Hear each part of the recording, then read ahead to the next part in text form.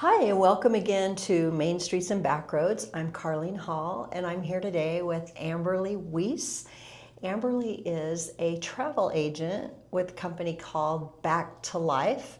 What a cool thing you're doing, Amberly. Yeah, thank you. Thank you for having me. Yeah, how are you today? Doing well. Good, good. So what I like to do is just talk to people kind of casually and find out who are you and how did you wind up where you are?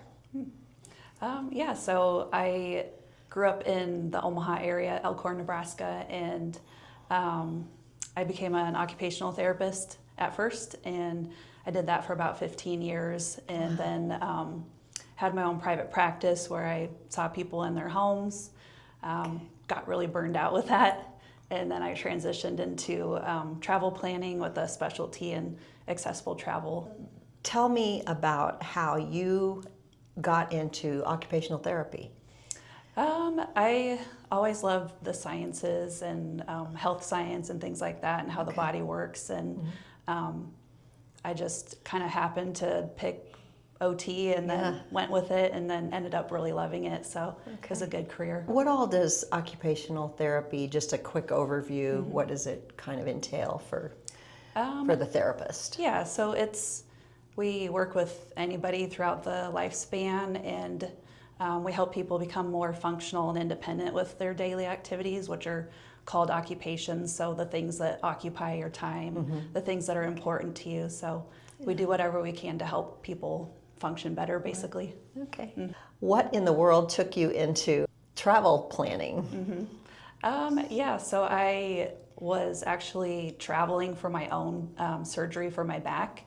I kind of experienced accessible travel without knowing it, and as I was recovering, another occupational therapist said that she was doing this travel thing, and I was like, when you say travel, you think about like travel therapy, but she said it was like actual travel planning. So I heard about it and just jumped right in and haven't looked back. So Right. Tell a little bit about how you see that and how you help people travel and focus on their abilities rather than their disabilities in that process.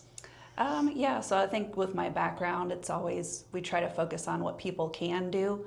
And so I go back and forth with my clients and ask them like, what exactly can you do? What are you comfortable with doing? And we try to match the trip with, their abilities and go from there. Right.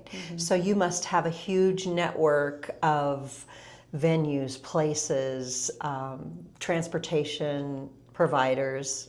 Sometimes, depending on the location, it's a little more difficult, but there are companies out there who specialize in accessibility, and they're happy to make changes or adjust things, which is really nice. And I think more and more word is getting out about these big companies, like say Carnival Cruises. They understand that they're going to have people who are traveling with maybe mobility needs or sensory needs and things like that. So they're starting to pay more attention, I think. Wow, that's good. So, I mean, that's kind of an ADA issue, right? So these cruise ships are having to become a lot more ADA compliant, perhaps? Oh, I mean, there's a difference between ADA compliant and actually being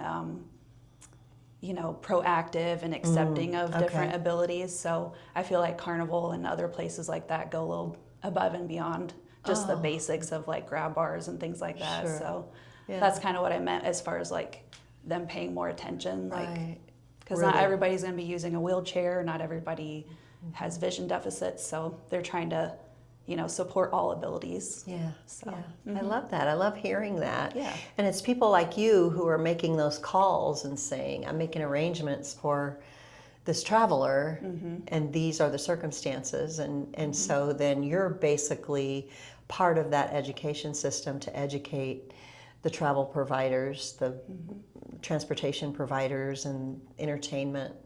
So that's awesome. So you're serving while you serve. Yes. Okay. We're going to take a short break and we'll be right back. Protect what matters most.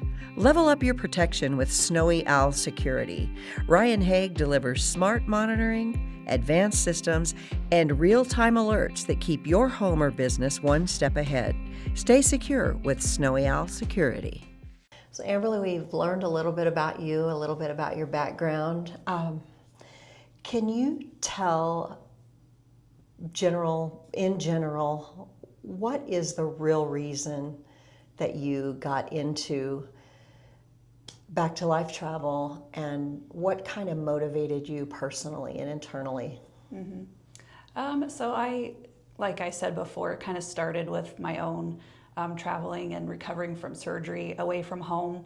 And it was hard to travel via airplane back, and like, had I known that maybe there was a place I could have laid down and rested in between flights and things like that, I think if someone was there to tell me about that, I would have really appreciated it, and it would have taken some stress off of that whole situation.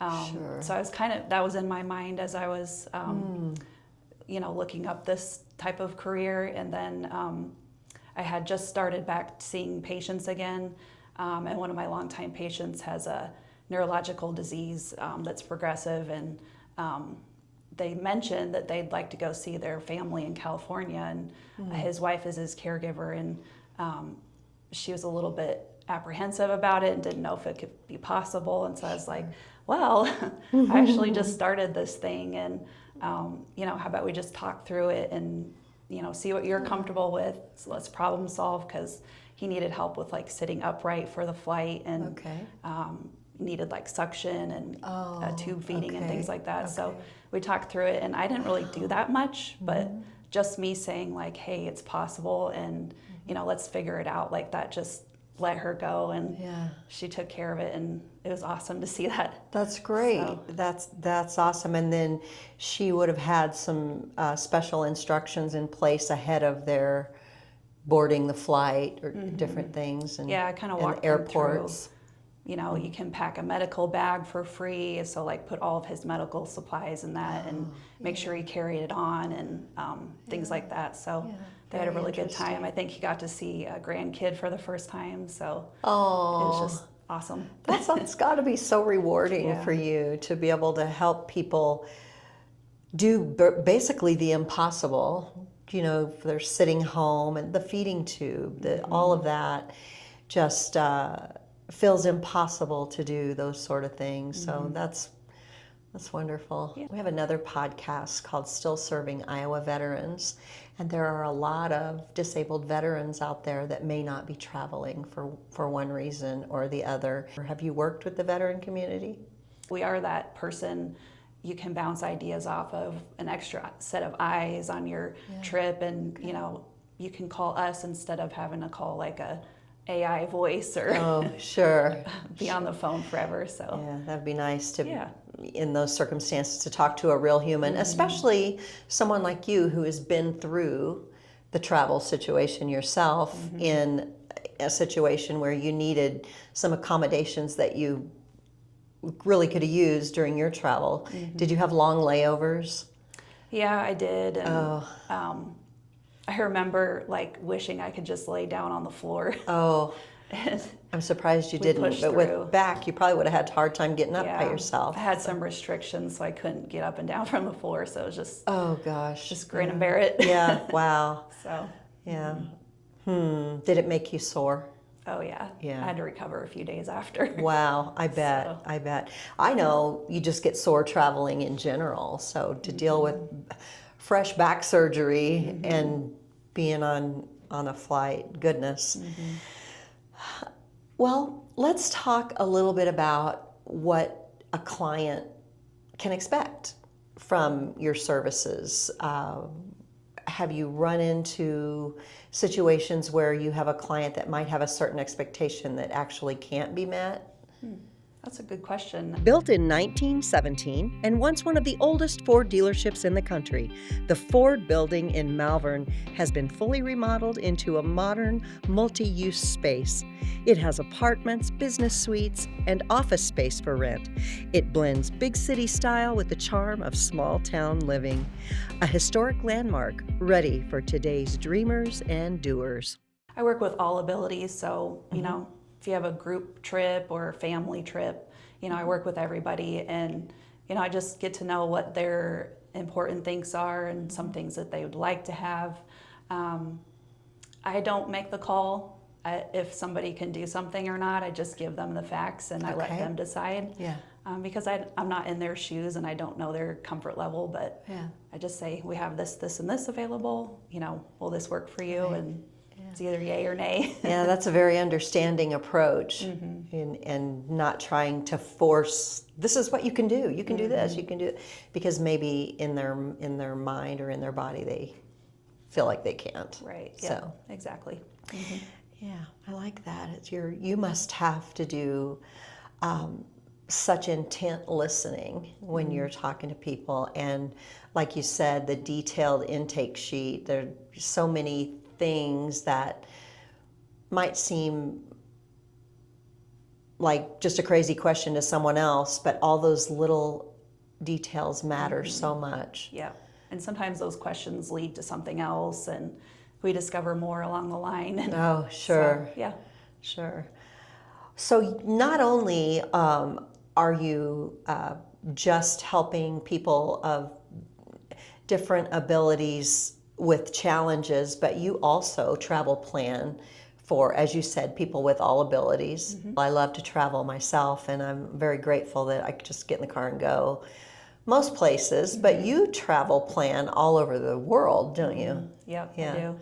So you get to see people realize their travel dream, their once in a lifetime opportunity or trip. Kind of live vicariously through them. I think I would too. Yeah. And then in addition to that, with those big dreams, sometimes if we would have something that would look like a barrier, you help people overcome those barriers to those travel dreams. What are some of the things that you would tell someone considering travel? Or not considering not, travel? I don't know. I try to get to know, their comfort level, because some people just want me to show them some options and they're pretty confident with choosing, and then other people want me to hold their hand a little bit more. So Sure. I think it's just figuring out what fits for them and showing them what's out there, and then kind of going from there. So. And that open communication right in the beginning.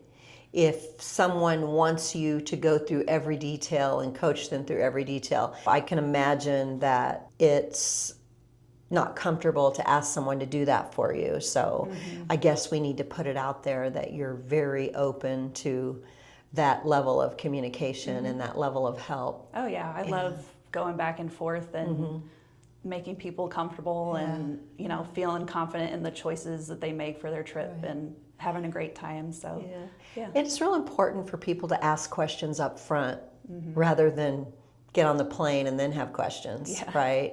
How about train travel?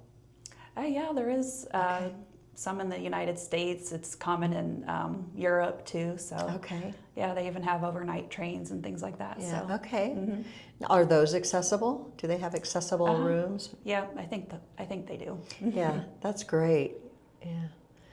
I always wanted to go on a long trip on a train through some beautiful country.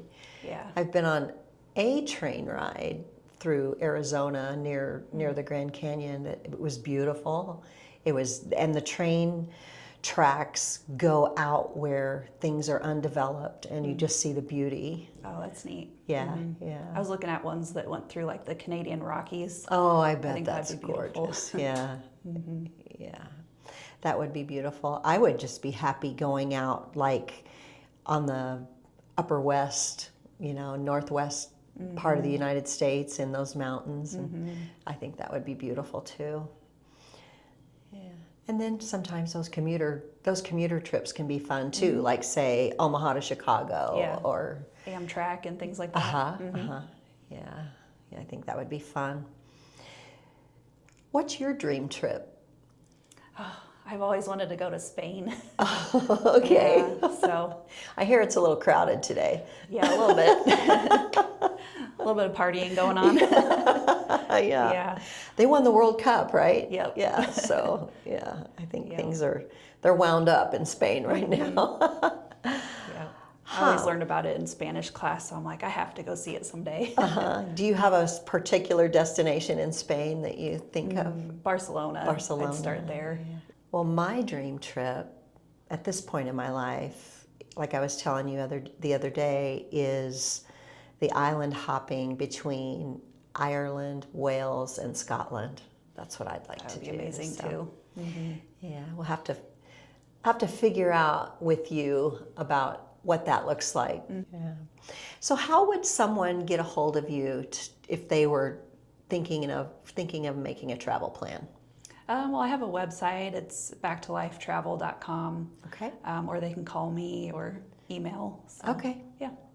All right. Well, that sounds great. And your phone number and your email are on your website? Yes. Backtolifetravel.com. Yes. So what do you think is the most important thing for you to convey to people who might want to get a hold of you and just start a conversation about traveling? Yeah, so I am open anytime to chat, and it's a free conversation.